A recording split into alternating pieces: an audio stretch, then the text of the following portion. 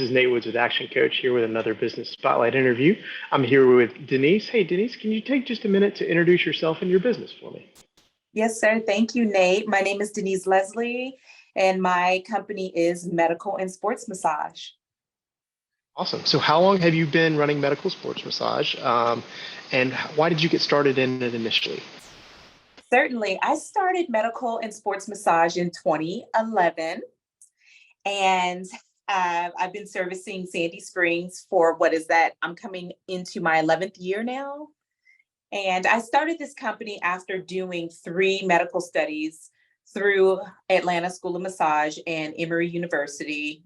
Atlanta School of Massage is where I got my education and graduated from in massage therapy. But I did 3 studies: fibromyalgia, stress anxiety syndrome, and irritable bowel syndrome. And the purpose of those studies was to see if clinical massage therapy impacted patients that suffered from those diagnoses. And so after those studies were completed, I realized, you know what, there is really no place that I'm aware of to serve patients in this capacity. So I started the business. Awesome. It's obviously been running very successfully for you. So tell me, what are your goals? Where do you want to take the company long term? For sure. My long-term goals for medical and sports massage is all about patient care and helping people live their lives in spite of injury and diagnoses is with as much quality of life as possible. So with that said, I would love to have multiple locations in Georgia and, play with that for a while and see what expansion looks like thereafter. Awesome. Perfect. So tell me, who is your ideal client for the business? So our patients come from many different sources. We have patients, of course, orthopedic surgeons use us daily, pain management, OBGYNs for pre and postnatal care. And we also work with the community. So we see a lot of student athletes, football players, basketball players, soccer, boys and girls, all ages. And we work with the community as well. So, anytime someone has pain in their soft tissues or stress in their minds or just feel a little sluggish or out of balance, we want to be able to help that individual no matter who they are. So I guess just for humans. Perfect. Have a wide clientele that you can offer benefits to. Mostly people in pain. Awesome. So you that want quality of life. Yeah. So if you're just like, I just want to relax, maybe. Gotcha. So you've been doing this for a little over a decade now. So tell me, in that span, what is one of the mistakes that you've made or a lesson that you've learned in the process that other business owners or entrepreneurs could learn from, irregardless of their industry? For sure. It would be about bookkeeping and having a business model where you can see your profit margins. You can clearly see what your payroll cost is, what your cost of goods are, and really leverage good financials and good. And so one of the mistakes that I had to learn in this business was working with professionals such as bookkeepers and accountants, or even marketing, digital marketing individuals, people who create and content for your website, things like that. Working with people who specifically can understand your industry.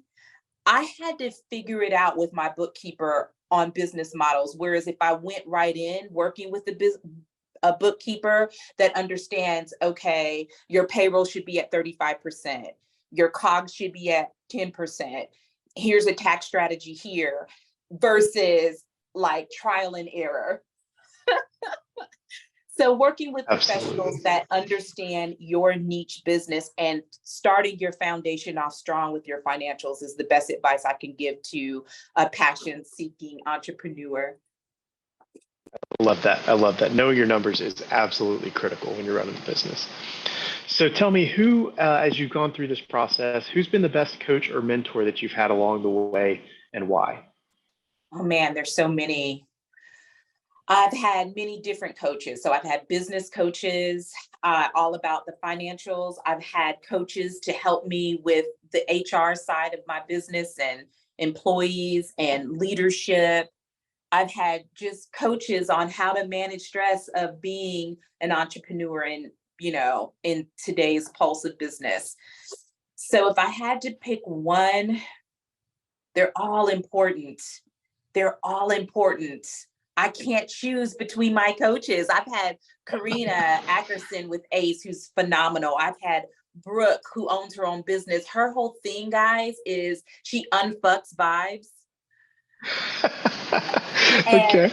I couldn't have seen me surviving the stresses of COVID without having Brooke.